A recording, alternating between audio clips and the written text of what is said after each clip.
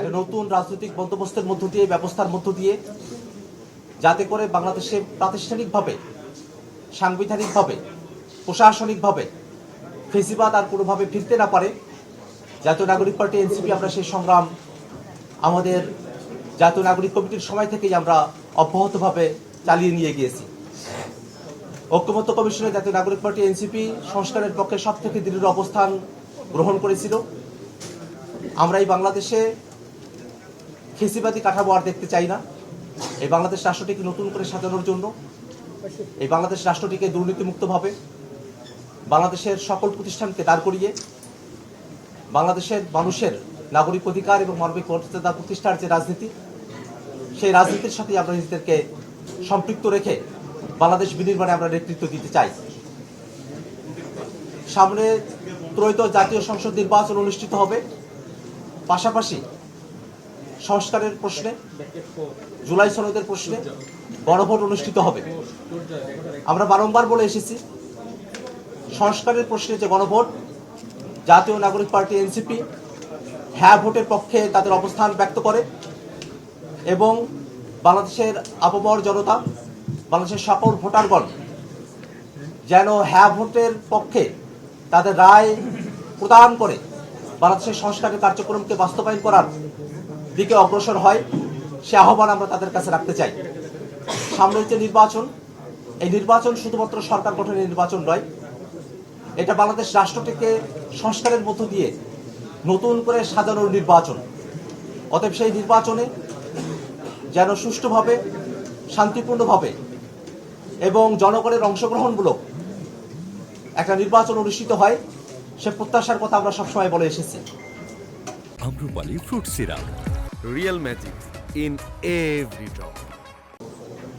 নির্বাচনকে ঘিরে এক ধরনের অনিশ্চয়তা, নির্বাচনকে ঘিরে এক ধরনের সহিংসতার বিষয় এবং সম্প্রতি আমরা খেয়াল করে দেখেছি, নির্বাচনের তফসিল ঘোষণা করার পরদিনই আমাদের ভাই শরীফ ওসমান হাদিকে প্রকাশ্য দিবালোকে গুলি করে এবং পরবর্তীতে তাকে শহীদ করা হয়েছে। আমরা আজকের এই সংবাদ সম্মেলন থেকে আমরা শহীদ হাদি ভাইয়ের আত্মার মাগফিরাত কামনা করি এবং পাশাপাশি শহীদ শরীফ ওসমান হাদি ভাইয়ের খুনের সঙ্গে জড়িত প্রত্যেককে গ্রেফতার করে দৃষ্টান্তমূলক শাস্তি দেওয়ার দাবি জানাই। আমরা অন্তর্বর্তীকালীন সরকারের কাছে স্পষ্টত ব্যাখ্যা দাবি করি যে খুনিরা কিভাবে বাংলাদেশে লুকিয়ে থাকার বা ভারতে পালিয়ে যাওয়ার সুযোগ পেল। বাংলাদেশের পুলিশ প্রশাসন, বাংলাদেশের গোয়েন্দা বাহিনীগুলো আওয়ামী লীগের সময়টাতে যে অতিরিক্ত দক্ষতার সাথে নিরপরাধ মানুষদেরকে গ্রেফতার করত, সেই একই পুলিশ বাহিনী 5 আগস্টের পরে চিহ্নিত একজন অপরাধী, যার পূর্বেও অস্ত্র মামলায় এবং অন্যান্য মামলায় গ্রেফতার হয়ে জেল খাটার রেকর্ড রয়েছে, তেমন অপরাধীদেরকেও চিহ্নিত করা থাকা সত্ত্বেও এই যে গ্রেফতার করতে পারছে না, সেই জায়গাটাতে আমরা সরকারের কাছে একটা ব্যাখ্যা দাবি করছি। পাশাপাশি আমরা জাতীয় সংসদ নির্বাচন এবং গণভোট যেন শান্তিপূর্ণ প্রক্রিয়ায় এবং একটা সুষ্ঠু গ্রহণযোগ্য নির্বাচন অনুষ্ঠিত হয়, সেই জন্য সকল ধরনের ব্যবস্থা নেওয়ার জন্য সরকারের কাছে আমরা আহ্বান জানাই।